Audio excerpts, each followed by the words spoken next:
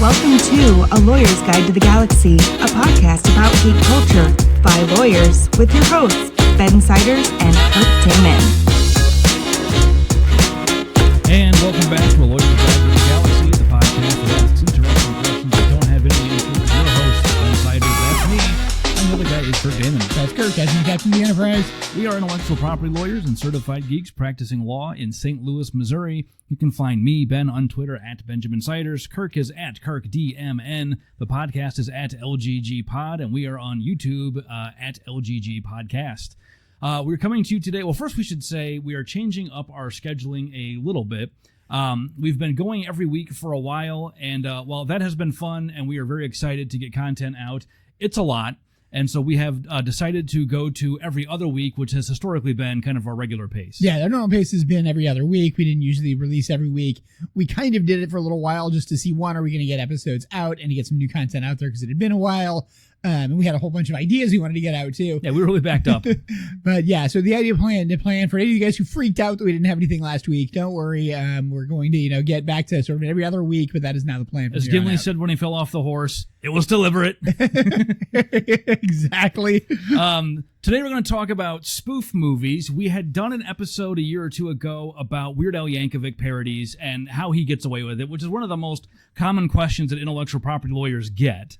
And we wanted to kind of expand on that concept and talk about spoof movies in two respects. One is the way spoof movies are made has changed over the last. It's different now than it was like in the 1980s, which I would say is like the height of the spoof movie. So the way that they're made now is different, and the IP issues that come up are different. In a sense, making a spoof movie now is more difficult because you're more directly copying. But we also wanted to talk about, one, correcting a common misunderstanding that parody is always fair use. Not quite. It's often fair use. I think a lot of people, because they see parody appear in various copyright statutes associated with fair use, and that's actually not correct. Yeah, not quite correct. It's not categorically fair use, we should say, although it often is. And then two, we wanted to kind of go through how the actual fair use framework works with parody and address the reality, which is that even if you're doing a spoof or a parody, for the most part, people usually get permission, which is why there are very few lawsuits about this. Yeah, and it may not necessarily be formal permission in many respects. It may be sort of, just sort of accepted permission. I think a lot of things now probably get formal permission, definitely as to what it is. But yeah, I think the real problem that we bump into, and we see it a lot when people are talking about fair use, they're used to seeing the idea of parody kind of being protected speech. And there is something to that, but it doesn't really appear in the copyright statute as fair use. It appears elsewhere in the copyright statutes that you can use parody, but it's not part of fair use. And so I think it's an important thing to note that just because you say something's a parody doesn't mean you fall under fair use by definition. So let's talk about the inspiration for this.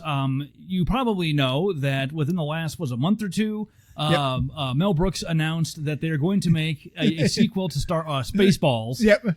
Which I don't know about you, I'm very much looking forward to. I hope they get it. He's like almost 100 years old, so I hope they get it done before he's gone. So that's coming out, and it got Kirk and I talking about how spoof movies were made differently in the 80s. Yep. We were kind of cataloging all the awesome spoof movies that came out. Spaceballs, of course. A large number of which are Mel Brooks. It's legendary. You've got Blazing Saddles, sort of a spoof Western, also Mel Brooks. Yep. But then you've got Airplane, which is a spoof of what, really? Kind of, I think, the generic comedies. Maybe, like travel comedies. Yeah. That's kind of an odd one. And then The Naked Gun is a kind of a spy thriller spoof. Which they think they also just made a sequel to, or sort of second version of it. It's not really a sequel. Yeah, it just came out with Liam Neeson and Pamela Anderson, I think. And then what I think is perhaps the weirdest of all movies, period, but definitely weird for a parody, is Top Secret, which is like a Cold War spy thriller / Elvis movie. It's really weird. Yeah, I mean, Top Secret's definitely up there. A few other ones that we sort of mentioned, Young Frankenstein. Yes. Parody of sort of monster movies. So there's... Was that Mel Brooks too? I want to say it is, yeah. That's I think it was. Spaceballs, obviously, which we sort of mentioned. There's probably a bunch of others we're just missing as we're, nailing them off here. And but most of these were coming out in the 80s. That's really when these sort of, I guess the heyday of them was sort of the 80s. Again, Mel Brooks is responsible for a lot of them. So let's, sort of keep that in mind. But it's also one of those things where you saw them come out, and in some sense, the 80s were sort of the perfect window for doing it. Yes. And we were commenting about, why were they so popular then and kind of not now?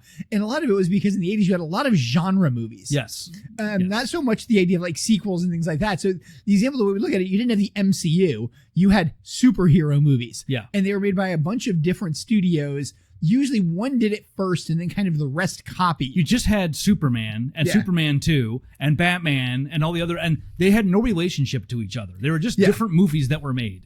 But they were all Superman movies. And so you have a lot of Westerns being made that then kind of, quite frankly, fall because of Star Wars and science fiction sort of taking over from the Western. You have Star Wars and science fiction movies being made, Star Trek, being there as well. You have a lot of sort of spy thrillers around James Bond being made. But you don't have, necessarily like, even the James Bond movies, while they have a consistent, James Bond, they're not really related. Now, a couple of them have, more recently, refer to each other. Well, even back then, Her Majesty's Secret Service references, certain other movies. Things But like that. you didn't really have to have seen the prior ones. You totally didn't have to have, and you weren't expected to have seen them. You have some sequels like Empire Strikes Back coming after Star Wars, things like that. But a lot of these movies have no relationship to each other and really nothing about. We can kind of say the last one of these, as I think about it, the last spoof movie, arguably in sort of conjunction with, was Austin Powers. Yes, again, a really silly spoof movie, even by spoof movie standards. Yeah. And what Austin Powers is a good example of that, and really so is Spaceballs. What are you spoofing? Like Spaceballs obviously is a spoof on Star Wars to some extent because you have Dark Helmet, and you've got Yogurt, which is supposed to be Yoda, and Barf. But it's not just Star Wars. It's really kind of a mashup spoof of sci-fi more broadly. You've got transporters, which they didn't have in Star Wars, but you did have in Star Trek. Yep. You had Snotty instead of Scotty, Snotty beam him down. Yep. And you had President Scroob, who has no analog in any of these movies, just a completely made-up character from Mel Brooks to be silly. Yeah, and that's, I think, the biggest thing There's about a Planet it of is, the Apes element, too, at the end, Even as much as they were making fun of one clear movie, they pulled in a bunch of other movies. They also pulled in a bunch of popular culture. Like one of the ones I had is the bumper sticker, the I Break for Nothing. Yes. Which, there were a ton of the I Break for bumper stickers in the 80s. That's kind of parodying that generically. And that's, I think, the most interesting thing about it, that's what we were commenting about it, is all of these movies parodied a genre. They had sort of a target movie that they definitely made fun of. So again, Top Secret in some respects targeted James Bond. Yeah. Naked Gun kind of targeted James Bond in some respects. I mean, his was a little more police oriented, sort of police thriller type oriented. But you had the recognition that sort of that was the core of the parody, but really they were parodying the genre. So if you go back and watch Spaceballs, for example, if you watch the whole thing beginning to end, what in Spaceballs could you say that's just a scene they took from Star Wars? Yeah. There really isn't anything. The intro scene. Maybe the intro, if you've never seen it, like the intro is a big long ship flying overhead. Yeah. And which is how the original Star Wars film opens too, but it passes by in like 4 seconds. And it's in the middle of a combat sequence. Whereas in Spaceballs, they just play the Jaws theme, and it just keeps going for like 2.5 minutes. And it's hilarious because it just keeps going. That's where the I Break for Nothing comes from as well. Yeah. But yeah, it's... So they're copying the idea behind that scene, but like there's no IP rights in the framing of that sequence, and they don't even frame it the same way. In Star Wars, it's overhead. In Spaceballs, it's a side angle. Yeah. I mean, the other thing you definitely get into is sort of the lightsabers, for lack of a better term, the Schwartz. Yeah, the Schwartz rings. The Schwartz rings. But you notice it's not lightsabers, it's rings, Yeah. it's not handles. Yeah, and I mean, then there's also other things associated with the Schwartz that they make fun of, and it's not the Force. But yeah, it's one of those where you can see clear elements of Star Wars being parodied, but none of it's clearly a parody of Star Wars. This is not the like we see today with the stormtrooper doing a shot with hey, I'm going to do some selfies as a stormtrooper, or the one that I love to pick on Troops, if you guys know that fan-made film, great, which is a parody of the Cops TV show done as stormtroopers on Tatooine. And if you ever seen Cops, they primarily making fun of the TV show Cops. Troops is like Reno 911 Star Wars. Like, yeah, exactly. And it had but Cops had such a particular feel and a particular methodology for doing it, and they copied it so well. But then they did Star Wars, around it, and that's what makes it so funny, is because it very much fits that style. So back when we did parodies that way, I would argue it was easier to do one with or without permission from the original, because one is definitely a parody. There's a lot of commentary and criticism implicit in the way that it's put together, or in the case of Spaceballs, right on the nose, because the entire movie is making fun of merchandising. Yeah, that was one of the big things in Spaceballs, is the entirety making fun of merchandising, and merchandising being a big known element of Star Wars. Which is ironic, because they did get permission from George Lucas, apparently, and he said, yeah, I don't care, just don't sell any products. So the entire movie was about Spaceballs products they never made. Which itself is a parody, that's the kind of thing with it. And the other thing with it is as much as it parodied stuff from Star Wars, it also took it to such an extreme it was almost unrecognizable. The stormtroopers all were basically pool balls, stuff like that. And so it was beyond there. Again, Dark Helmet sort of is Darth Vader. Yeah, but the helmet goes up. It doesn't look the same. The suits. He has a tie on. Like, it's ridiculous. Yeah, I mean, he's a Funko doll. I mean, that's basically sort of his general position as to what it is. And he takes the helmet off at quite a lot of times. Both making fun of being in the helmet and complaining about it being a costume. Yes. So yeah, it's those kind of things as to you really had this idea of what they were doing was just making fun of a genre. Now, you also had movies that I would say didn't necessarily make fun of the genre as much, but sort of had fun within the genre while still making fun of the genre. The Princess Bride being an example. Yeah, it's a good example. Like the fantasy adventure film. Yeah. Kind of makes fun of the fantasy adventure film in a lot of respects, but also is itself a fantasy adventure film, whereas Spaceballs is clearly just a parody. Like, it's not really a space adventure. I mean, yes, it is a plot of a space adventure, but it doesn't really This work. is where Top Secret is really interesting, because it's not really a parody of anything in particular. It's kind of just a general parody of movie making technique and the way that movies are framed to influence the audience's perception, because so many of the scenes in that movie are filmed in a way to mess with your expectations. So one of my favorite ones is there's a scene where there's a phone in the foreground and you hear a sound effect of a phone ringing. So obviously, as the audience, you think the phone's ringing, and a guy in the background walks up and picks it up. But when he gets there, you expect the phone to be, to him to get bigger when he gets closer to the camera and pick up a normal sized phone. No, it's just a phone that's like 3 feet across, this giant handset, and this guy picks it up. And it's just so absurd, because you're expecting the perspective to be fixed, but it never is. And there's a whole bunch of scenes like that. There's one where there's like you see part of a road, and there's a guy like blowing a whistle and waving cars past, and you see these cars enter the scene from the left and then go out on the right. The camera zooms out. It's just a circular road with 4 cars going in a circle on it, and this guy blowing a whistle and telling him to keep moving. There's little things like that you don't realize that you're making assumptions about what's happening off camera or how these movies are made. And it's just 2 hours of that, and it's brilliant. Yeah, it's all now when you look at the behind the scenes shots from Star Wars and Empire Strikes Back and sort of the things like that, where, because they use so many practical special effects, there was no CGI, where you see, we have the land speeder, but it's only the front half of it, and stuff like that, because that's all we built, so it's, because of what's happening off scene. I would argue Top Secret is making fun of James Bond. It really to a was. Degree, it was the targeting the spy thriller. It's like the Cold War stuff. Yeah, the Cold War spy thriller, but that was epitomized by James Bond. There were a lot of other sort of Cold War spy thrillers as well, just generically out there. There's also a lot of absurdist humor that you see less of these days. Yes. Top Secret's a good example. The main character's name is Nick Rivers, played by Val Kilmer in his debut role, by the way. So if you've never seen it, definitely go see it.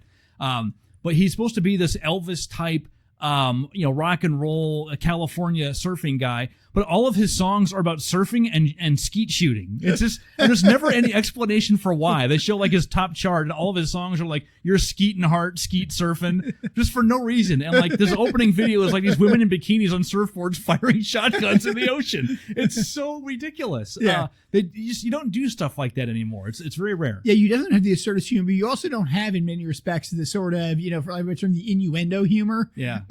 Where, because they were in some sense skirting MPAA guidelines, and that was half the funny, which were much more chill back then too. But they were purposely skirting them, to avoid it. That movie's rated PG and has a fully topless woman in it. Yeah. Wasn't a big deal in the 80s, Yeah, it is interesting to see how that stuff has changed. What's going about is Star Wars was rated G originally. Was it? Yeah, even though it's sci-fi violence. Yeah, that guy's hand gets cut off. That'd be rated R now. Yeah, but yeah, so it's those types of things. Is just those movies were different. I think, and would that sort of move into modern movies and what we're seeing in modern parodies? Let's talk briefly before we do that about why parody is generally regarded as not being a problem, and the modern perception that parody is always okay comes from a case from the 90s, so long after these movies all came out. It's a case that we've done before on the podcast. It's informally known as the Campbell case amongst lawyers, but it is the Supreme Court case that squarely addressed the question, can parody ever be a fair use? And in that case, there was a lower court ruling that had sort of suggested that categorically no, parody is not, because it makes too much use of the original and directly competes with it. And the Supreme Court had said, well, no, there is no such categorical rule saying no. And if anything, parody is one of the situations where you can't do a parody unless you make at least some use of the original, or it's not recognizable as a parody. And since parody is implicitly, if not explicitly in some cases, a commentary, that's precisely what fair use was meant to protect. So they sent that back to the lower courts to reconsider their opinion. The matter then settled, and so we never got like a definitive ruling in that case. But it's become kind of an article of faith, even amongst a lot of lawyers, that parody is always fair use. It's not. I characterize it as often, frequently, usually, maybe even fair use. But it is at least conceptually possible to have a parody that's not. And likewise, there are other things that are not parody that are. Yeah. And I think just to remind everybody in conjunction with it, fair use is a balancing test. We talked about that before. There are 4 factors that go into it. The nature of the work being parodied, the nature of the copying, the amount of the work copied, and whether it's a commercial substitute, sort of stuff like that. Or commercial activity associated with it. So, it's these factors that go in, and that's where the court found, hey, under these sort of traditional factors, this is what the lower court found, it seems to violate them. It seems to say, no, this isn't a fair use. And the Supreme Court kind of came back and said, well, no, because you kind of have to make it work. And in some sense, it was feeling like free speech arguments. It was the kind of thing, it's like a parody is sort of the epitome of free speech. You're making fun of something. You should be able to make fun of something. Well, Kirk and I often say with fair use, there's as many, fair use outcomes as there are opinions out there. Yeah. And the problem is that the factors are so flexible as to basically defy definition. And when you're looking at a fair use case, you can in most cases apply most of the factors to justify any outcome you want. So for parody, for example, how would I argue that Spaceballs is not transformative under the first factor? We could say, all right, well, you're making a movie. Yeah. So people are going to go see that movie instead of a Star Wars movie, right? I mean, there's only so much movie budget to go around. It's directly competing with sci-fi movies. So you'd say it's not transformative at all. But on the flip side, you'd say, well, it's highly transformative. You're taking a serious action-adventure Western-style film and turning it into a ridiculous screwball comedy. Like it's a complete different change in tone. So it's kind of a question-begging exercise. Well, what does it mean to be transformative? Is it that the work transformed original, or that the use is different? And we learned from the Warhol case, well, it's kind of both. The more transformative the work is, the less transformative the use has to be, and vice versa. Yeah. And again, when you're talking about these kind of balancing tests, this is exactly what's supposed to be happening. The problem with it is it makes any kind of categorical statement of what is and is not a fair use impossible. Right? Yeah. It also means that the doctrine has very little predictive value. So it's kind of hard to say, is this a fair use or not a fair use? And then the other factors are kind of the same thing. Market substitute, it depends on how you define the market. Amount taken is usually a little simpler. But not always. We saw that with the Java case where when you look at the amount taken, are we talking about, well, you took all of the header file or you just took part of the language? Yeah, and I think that, you've got sort of some, again, it sort of comes down to hey, is this a movie? And we're parodying it in another movie, so they're both movies, versus they're totally different kinds of movies and therefore aren't competitive. The genre change should be good enough, right? Like if I'm in the market for one, I'm not in the market for the other. Yeah, if I'm going to go see a serious sci-fi drama, I'm not going to necessarily go see, a screwball comedy, even if it's got the same basic characters in it or something along those lines. We saw this with the Alice Randall case, too, involving Gone with the Wind. We talk about that one a lot, where she, if you don't remember the case, Alice Randall is a country music writer now, isn't she? I don't remember. Yeah, I think she's a black woman, country music writer in Nashville, but she's also a fiction writer, and she wrote The Wind Done Gone, which was a retelling of Margaret Mead's Gone with the Wind from the point of view of one of the plantation slaves. which of course recycles the characters and the plot and the general, story, but all completely originally rewritten with a different perspective. And that was held to be a fair use under parody, or at least possibly a fair use. I think that one also settled ultimately. I think in some respects that was transformative. I think that's what they're kind of saying. Is it's not so much parody as just transformative, but also commentary and criticism. Right? It's not really parody so much as it's an implicit criticism of the or at least this was the argument made that won the day before the court. By rewriting it in that way, the new book criticizes the sort of soft-handed treatment of the institution of slavery in the original. Yeah, and you kind of look at it, and again, you kind of get into these things, and I think that's the thing we really have when you say parody, and the idea that parody is almost this categorical protection. It's because, parody is almost by definition commentary, which is what they kind of say is almost always fair use. Yeah, one of the strongest categories of fair use. But at the same time, parody doesn't have to be commentary. Yeah. It just tends to be. And I think that's the thing when you bump into it, where you can't say it's any kind of categorical thing, because you just can't say categorically parody is commentary. So apply that to Spaceballs. Like, what's the commentary on Star Wars in the crazy oversized black helmet that Dark Helmet wears? Yeah, nothing. It's just silly. It's also more making fun of the idea of the costuming and the fact that in many respects, Darth Vader's costume for purposes of Star Wars is ludicrous. It's kind of a stupid thing in many respects. I mean, he's this giant costumed, he's just a bad guy wearing black. Yeah. And as much as they've explained that he needs it later on, there's stuff that goes into it. That's all retcon. Yeah. He just looked sinister. That was the whole idea. Well, likewise. Okay, so Lone Star and Barf, they're a parody of Han Solo and Chewbacca, but what are they making fun of? Really, nothing in particular. Yogurt is Yoda. What are they making fun of? I mean, really Lone Star argument, I think they're also making fun in some respects of because he's supposed to be the smuggler. Yeah. They're making fun of some of those like trucking smuggler movies that were also kind of popular in the 80s. Which is what the Bloody Falcon is. It's basically an 18-wheeler. Well, I think of things like what is it? Smokey and the Bandit. Smokey and the Bandit. Yeah, that was the one I was trying to come up with. But again, pulling in all these diverse sources of things to make fun of. There's a couple of jokes at the expense of 2001.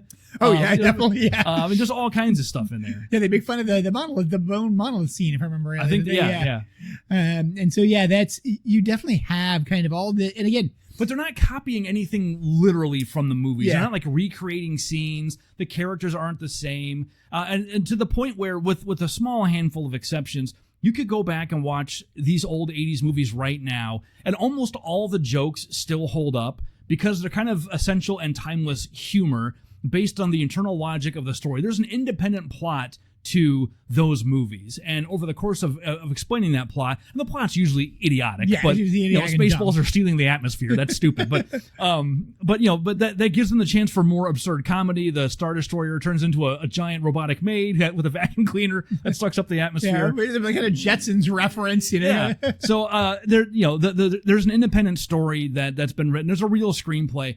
Fast forward to, say, the late 90s, early 2000s, parodies had changed a lot. We didn't make them the same way anymore. Yeah, I mean, we start to see parodies becoming more parodies of individual movies. And again, I think we've still got like Austin Powers, and I think I would kind of say Austin Powers is kind of the last of the last of the traditional parodies. And again, just making Austin Powers is it's making fun of James Bond again. It's making fun of the spy genre, but it was so successful. They made like 2 or 3, 4 sequels that were all kind of survived on their own. Yeah, but like Austin Powers very purposely is British. He drives the Mini with the Union Jack on the roof. Very purposely sort of that. That's clearly a James Bond reference. They have like a bunch of just making fun of accents in conjunction with the a lot Scotch of juvenile humor. A lot of juvenile humor. Have you ever seen that's just Austin Mike Powers? Myers for you. But yeah, you have that, and it even making fun in its previews of the new Star Wars movie. And again, some making fun of how movies are made. There's a great sequence where he's driving his car around, and he's like, "It's amazing how Britain looks absolutely nothing like Southern California." But yeah, so so that's kind of the end of the screwball. Now what you start seeing is the idea of parodies being parodies of specific movies or of specific series of movies. Now, part of this is, I think, Scary Movie is the first one I think of. Scary Movie, yeah, which is making fun of Scream. Scream. Scream. Yeah. And but you also by the time I have more than one Scream.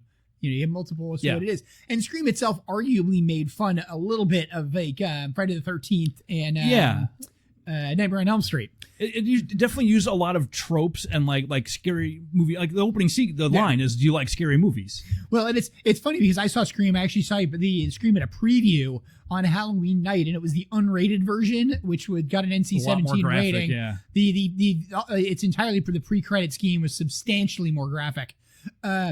And things like that. But so that movie itself, Scream, was sort of trying to make fun of scary movies. While still taking itself seriously. While still taking itself seriously as a scary movie. When it was actually pitched to us to go, do you want to see the preview? It was pitched to us as a parody movie, which it's not. It's a horror movie in its own right, and actually a pretty decent one. But it too makes fun of a lot of those tropes. They set up the camera that's on a delay, and they talk about how like the virgin guy never dies. You know, like all the scary movie never tropes. Say I'll be back. Yes. And he's like, I'll be right back. Don't and then he goes split to the up. garage and gets killed. like every scary movie trope that drives you nuts when you watch one is there. But it's like the people in the movie are aware that it's there. Yeah, and so that was the plot of Scream. The whole point of it is supposed to be that can you survive a scary movie? Yeah.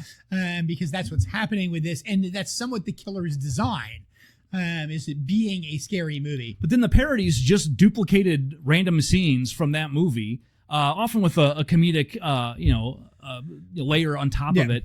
But if you go back and watch those parodies, they don't hold up as well because you've got to remember what the original movie was about. No, there's some references, I think, to other movies in there. I think they made like a Hellraiser reference at one point in time and a couple other sort of, reference to movies. But they really were parodying individual movies. And again, I think not so much individual movies as much as individual franchises. But you're also seeing much more of the franchise movie at this point in time. Which really prior to Star Wars, there weren't that many franchise movies. And some of the parodies, going back to the older ones, remember Hot Shots? Yeah, that's actually what I was just thinking of. Yeah, like there's only one Top Gun movie and there was a parody spinoff of it, now there's more than one. Wildly successful movie that they parodied. I was trying to come up with that. I was thinking, I'm like, wait, didn't they parody Top Gun? Yes, they did Hot Shots. Yeah, so when the newer style of parody, I think it's a little trickier because you are duplicating and like basically refilming a scene almost shot for shot, sometimes the same dialogue, same setup. It's more direct copying, and I think you'd have more trouble if you didn't get permission asserting a plausible... not impossible to say, okay, well, we duplicated one scene, so what? But I think it's trickier with a modern parody movie. I also think you get quite the level of absurdity. Get quite the level of just sort of, let's just be out there and be bizarre in the way this is happening. Yeah. So you get closer, The scary movie mask is the Scream mask. It's not, 4 times too big and he's tripping over it, and everything along those lines. It is the movie out of the mask out of Scream. They sometimes try to even get some of the same actors from the original movie to do like bit actors come back and play major roles in the parodies. I've seen that happen too. Yep. So I think we see that kind of happening in the 90s. You also sort of see the funny genre movie. Again, the Princess Bride sort of comment that I made, that's starting to become more and more common. I think you have Buffy the Vampire Slayer, to use as an example, becoming definitely sort of its own genre of the sort of, yes, it's a genre movie, but it's a funny genre movie. You kind of have a genre film, but where the tone is a little out of sync with the genre. Yeah. And one that reminds me of that is the J.J. Abrams Star Trek reboots. Okay. Like they found a way to actually have a Beastie Boys song be part of the in-universe story. Yeah. I don't know if you ever saw the second one, but the finale is that they play not Intergalactic, Sabotage. Use it to blow up a bunch of ships somehow. It's ridiculous. Yeah, well, arguably it's a parody of Macross, but it's you see that happening in the 90s. Then I think you see it changing again. Into what we now I think would consider modern parodies, which I haven't seen one in so long though. Like, what's the last parody movie you saw? But I think the thing about it is you don't really see parody movies anymore. What we're seeing now is more like parody video, and it tends to be more third party. This is not something that's necessarily being made as much by big studios. They're definitely not theatrical releases anymore. Yeah. It's more individual sort of doing it to just be funny. And again, I think about the stuff like, the stormtroopers doing selfies and, sort of doing the, hey, I'm here on Hoth, this place is cold, type of stuff, which is in some sense going to like Wind Done Gone type of commentary. Yeah. But it's more making fun of sort of modern behavior than making fun of the movie. It just uses the movie as the basis. One that comes to mind immediately there is Family Guy did the Blue Harvest episode, which was a Family Guy parody of Star Wars. That's where I see parody happening now more. That's true. The Simpsons has done quite a lot of these. The Simpsons recently. has done some. I think Community had a couple episodes that were kind of like that. So you see more of this crossover stuff where the parodies are being made, but it's more explicit, and definitely there's permission being granted. They're not relying upon fair use for that. Well, a lot of these they own the underlying property. All the consolidation, everybody owns everything now. But yeah, I think that's changing a lot. But I think you're right. The unauthorized parodies maybe are more prolific than ever because it's easier. Well, one, access to prosumer level recording technology and editing technology is more prolific than ever. Yep. And we have global distribution platforms like YouTube where anybody can slap their stuff on there and get it out to the public. And if somebody doesn't like it, they can just monetize it and it just stays. Yeah, and I think the other thing, quite frankly, you see is I don't think there's probably the market for like a theatrical release parody movie. That's the thing. I think you're right. Like, I wouldn't go see one probably. Now, I'll go see Spaceballs when that comes out, but I would not be surprised if that skips the theaters and winds up being a direct-on streaming thing. Yeah, I suspect it'll probably go to theaters just because it's going to be an event release, I think, is the way they're going to try to do it. And you had strange things going to theater. There's a lot of movies now that have been released on Netflix that have been on streaming services that then have theatrical releases because they get too big. Yes. So one parody we would be remiss not to mention, which also has a sequel coming out, is Spinal Tap. Oh, jeez. Did you see Spinal Tap? I have actually never seen the entirety of Spinal Tap. So one of the running gags in Spinal Tap, but not all of it. One of the running gags is that they've been through like 12 drummers because they keep dying. Yes, exactly. One of them spontaneously combusted on stage. Then they brought in an emergency backup drummer who also died like during the concert. So I'm sure that's going to be part of the running joke that there's been like 400 drummers for Spinal Tap. But they're getting all the same actors in to come back and reprise their roles. So that one will be interesting because it's a parody movie about like the excess of rock and roll in the 80s, but now you can make a parody about aging rock and rollers coming back. I just saw David Lee Roth last night. Okay, so the parody of, it's not even parody, it's more just a true documentary now about aging rockers coming back and trying to recapture that magic. Also, we're seeing a lot of movies nowadays that are flashbacks to 80s movies, so it's not really surprising that we're seeing the flashbacks to the parody movies of the 80s, as we commented about. That was sort of there. And it'll be interesting to see, I expect those are going to have theatrical releases. It'll be interesting to see how well they do, because in some sense, they're nostalgia movies. I mean, they are. Spaceballs is going to be a nostalgia movie. That's what it's going to be.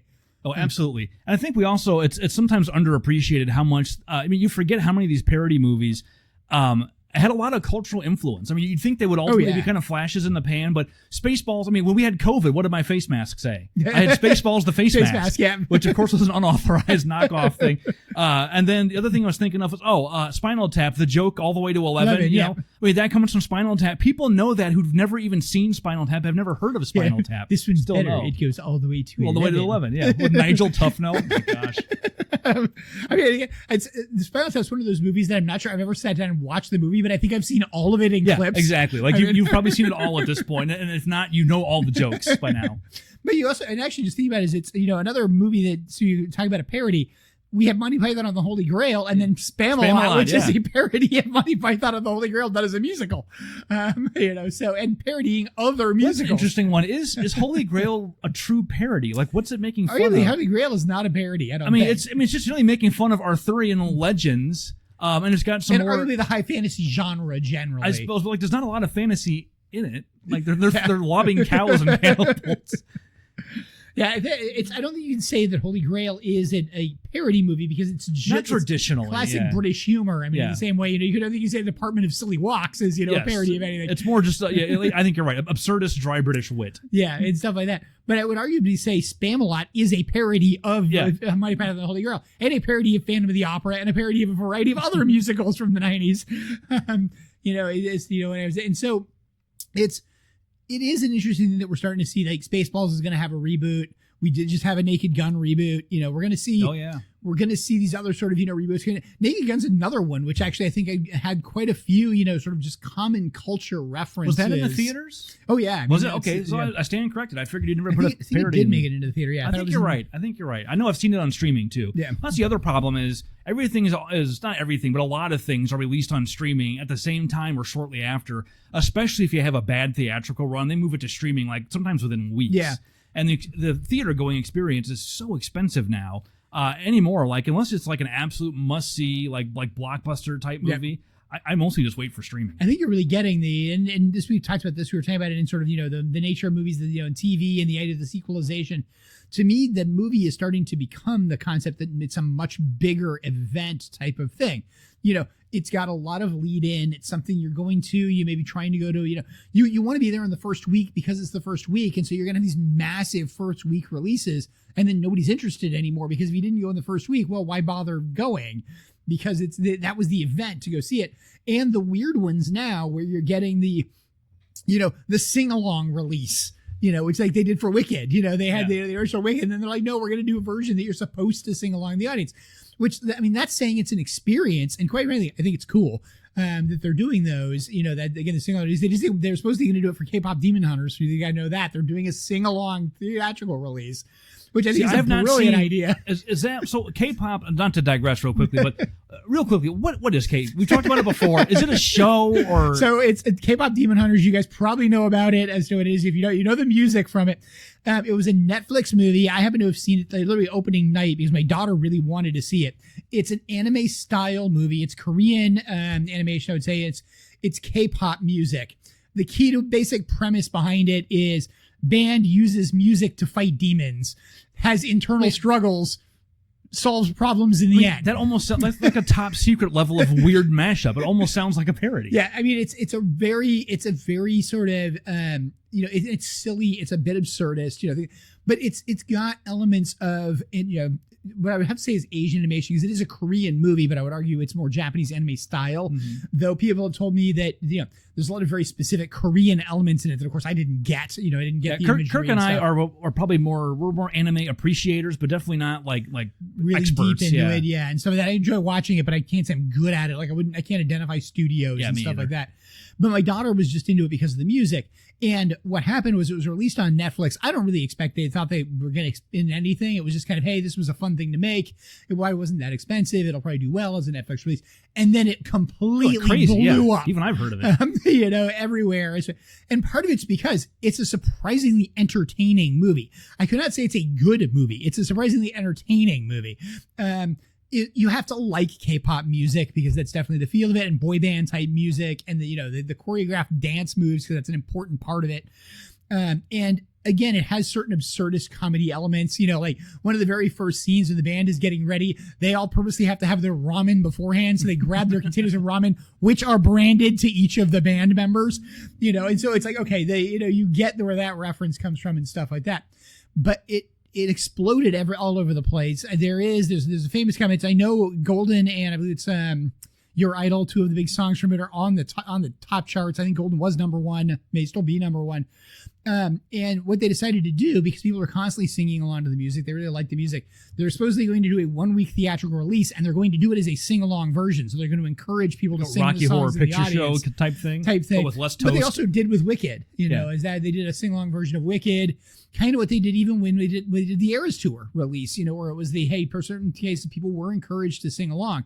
And I think it's the idea is the reason they're doing that with this movie that was a pure streaming movie is they've recognized the sort of phenomenon of it, the cultural phenomenon of it, and the idea that there's a cultural moment to have by going and watching the movie with other people who know the movie. Well, in a sense, that's the whole point of the spoof movie too, is you've got a cultural phenomenon that's insanely popular, and spoof movies are making fun of the original, but not in a mean-spirited way. No. It's more of an affectionate, we all loved this, now here's the same thing but funnier. Yeah, and the whole thing but silly and making fun of all the stuff, which when you think about it doesn't make any sense. So K-pop Demon Hunters, if you guys haven't seen the joke, definitely go, you can find it on YouTube. One of the dance scenes with the boy band, they have very elastic legs that just sort of bend. It's an animation error probably, whether or not it was sort of, just cutting corners or whether it was an actual error, don't know. But that whole thing has now become its own thing. People are making fun of that. I think I've seen that, and I didn't know what it was from. I saw a meme posted on Reddit, and I did not get it. And so I think some of it is that idea of when we go back to the 80s, the parody movie was a bit of a cultural moment. We recognize the cultural moment of a Star Wars, of a James Bond, of these genres becoming big, westerns becoming big, monster horror movies becoming big. Hot Shots is the best example of that. It's a parody of one movie that did well by itself. Yeah, and then we made another cultural phenomenon out of it because we didn't have, you couldn't put these on broadcast TV. That was all you really had. They wouldn't even go on cable at that point in time, and you don't have enough cable to really justify doing it, enough cable subscribers. That was the genre to do it, was to say, hey, look, we had this cultural moment. Let's have another one. Another one you can kind of look at as doing that, interestingly enough, which I just was having to be talking about the other day, is South Park, the movie. Which kind of became a cultural phenomenon as a sort of surprising television show. South Park, the movie, the brilliance, if you haven't seen it, definitely worth seeing, although it is profane. But on purpose. It's a parody of the response to itself. Like, they anticipated how people would respond to the movie and then made a movie about that response. Yeah, it's the self-referential level of it is really kind of disturbing, but the accuracy of it is even more so. Thing. They had to get that right, because if everybody was like, no, we don't care, then the movie wouldn't have made any sense. Yeah. And that was, in some sense, the parody, the brilliance of South Park, was especially early South Park. And I think it's gotten a little bit, it kind of got back there after a while. It lost it, and then it got back. I haven't watched it in like 10 years. I haven't watched it in forever. I've been interested enough watching the most recent stuff with just a lot of the clips that have coming out of it in this current season, just because they feel more traditional South Park, even though they're much more politically charged than I think South Park ever was. That's what because it gets people to watch. Yeah, But so it was one of the brilliance, and I always remember watching the original South Park, that was released on YouTube, if I remember correctly. And the whole point of it was Brian Boitano. I remember that. Yeah, which that was in the movie too. It's in the movie, and it makes no sense. Whatever it is. I mean, most people today probably don't even know who Brian Boitano is. He was a famous figure skater, very famous American figure skater, and the who I think got a gold at the Olympics. I believe he did. Yeah, and so but it was one of those things where it kind of you had this TV show that kind of took off, and there was a recognition of the cultural moment, so you released it as a movie. And the movie itself then had a cultural moment. Mm-hmm. I mean, I think the most famous thing behind it was when it gets nominated for Best Original Soundtrack, which it 100% deserved because it was a completely original soundtrack. But they realize they can't sing any of the songs at the Oscars. Every song is full of profanity. Because they can't swear on TV, and they're trying to figure out what song they can play because they can't play any of them. And stuff like that. So that's the... again, I think you really kind of saw this idea of that movie capturing a cultural moment, which we then kind of lost. And I think just now we're starting to see come back again. And maybe that's even why we're seeing the parody movies come back now in the 80s, is because we're kind of seeing that idea of as I just said, with it, the movie being the cultural moment, being the epitome of it, because it's such a major event to go to the movies. We really want this to be a thing. Yeah. Well, and then also putting a movie in theaters, especially for like a national release for general audiences, is insanely expensive and insanely risky. Yeah. Especially these days. So theaters and distribution companies and studios, they don't want to take that risk unless they're really confident that they're going to be able to make the money back, because it is very expensive when you can just format it for streaming and have a lot less risk. And there have been a lot of very major flops recently too. And when they flop, I mean, you're not out $20 million like it used to be. You're out $500 million sometimes for these big productions. And then you have no credibility the next time you want to go to investors and try and get the scratch together for your next movie. So the producers have a motivation to be very careful about this stuff. But maybe part of the reason we're seeing this is that one of the biggest ways you get a movie into the theaters is you have existing IP. You want to have existing IP that you bring to the table, so you have a built-in audience, and people already know what the movie's about just by knowing what the IP is that's behind it. So if you don't have that, getting a new, truly original screenplay into theaters is really difficult. A lot of the stuff that seems like it's new and original is really just adapted from novels and other things that are less popular. So it may be that they're kind of running out of original IP to redo and remake and re-release, and so now they're redoing the parodies instead. Yeah, they're and again, I think part of it also is just plain 80s nostalgia. I mean, the timing is right, sort of things like that. Are they ever going to remake Blazing Saddles? I don't think you can do that. I'm not sure you can do it because I'm not sure the Western has enough followers nowadays. Well, I just think you couldn't make that movie with that tone. It's so offensive. Like, you couldn't possibly do it and do justice to the original. Everybody would be furious. Yeah, I mean, but I also think part of it in conjunction with it is it's the Western, there are very, very few successful Westerns post Star Wars. Yeah. Whereas True Grit, Unforgiven, Tombstone. I mean, I'm already running out seriously. of movies. Is Unforgiven even a Western? It's a Clint Eastwood movie. Yeah, I think Unforgiven's the right one. The one I'm thinking of is there's a modern Clint Eastwood that's that, and I think it's Unforgiven. Brokeback Mountain. Yeah. I'm trying to come up with that one. Which again, not a traditional Western. It's set in the West, but that's not the point. But it is a Western without any question. And so, you've had a few big Westerns, but you have Yellowstone doing incredibly well on streaming, but you don't really have the Western genre in movies. And when you go back to sort of the John Wayne Western, that was its own style of Western even. Yeah. Like, and that's just gone. Like nobody makes movies like that anymore. Gunsmoke. And that's what Blazing Saddles is making fun of. Yeah. Which is gone and there's no cultural reference for it anymore. It's the idea of having a movie which references John Wayne, Zorro, the Lone Ranger. Lone Ranger, yeah. Stuff like that. Like nobody's going to get those references because that's all stuff from the 70s or earlier. Yep. That just doesn't exist anymore as a genre. So, we say Blazing Saddles is making fun of a genre. It's making fun of a genre that just plain doesn't exist anymore. Yeah, so what would you make fun of now? I mean, superhero movies would be an easy one. You could totally do a superhero, a parody generally. Now, I think you've kind of seen some of that, but you've actually seen it within the superhero movie. I mean, arguably... there was one that came out a couple years ago that was kind of a parody about superheroes, but it took itself seriously. I can't remember what it's called. Well, the ones that immediately jump out to me, I'm getting at which Marvel it is. It's not Ms. Marvel. It's the other. No, it is Ms. Marvel. Ms. Marvel kind of makes fun of Captain Marvel, a little bit and sort of playing around with it, but it does so in character and in universe. Yeah. Hawkeye. Deadpool. Deadpool. Yeah, that's kind of a superhero parody of sorts. Makes fun of it. I think you've got those that kind of they're making fun of the superhero movie, but they're making fun of the superhero within the superhero movie.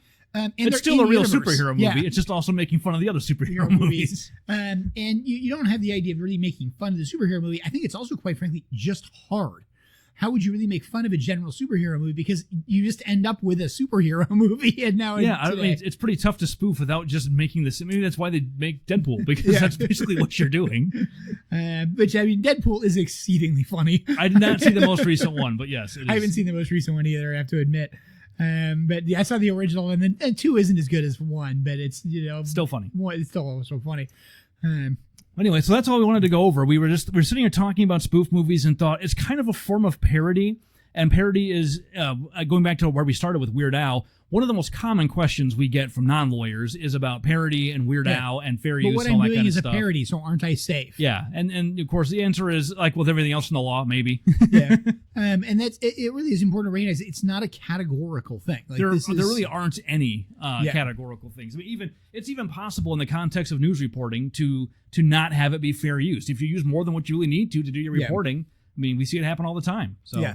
And so I think it's what you really get into with this. And again, what we're talking about with parody movies is also the fact that they're seeing this bit of a renaissance.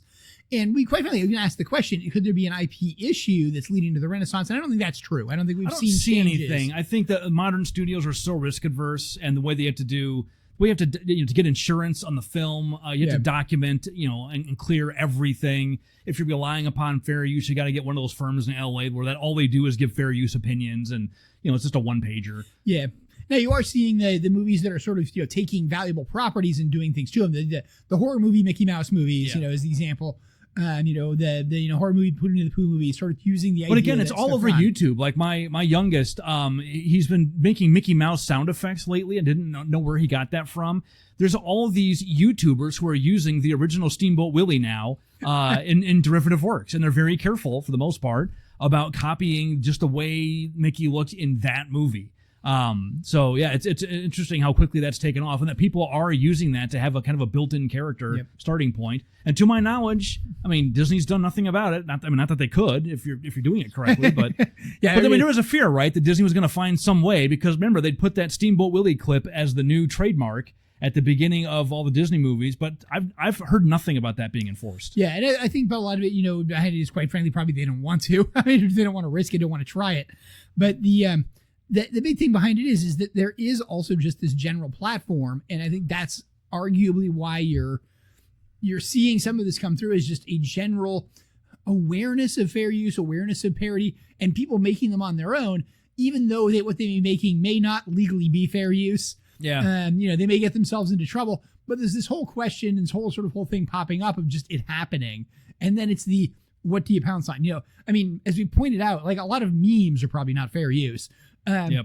but they're not being, people are not being attacked and stuff like that. And we're ending up with this popular culture. But again, I don't think from the idea of the parody movie, that change necessarily is affecting the parody movie. No, I don't think so either. I think it's probably more market forces and just the change in how the industry operates. Yeah. All right, that's all for this time. We'll see you next time. Lauren, play us out.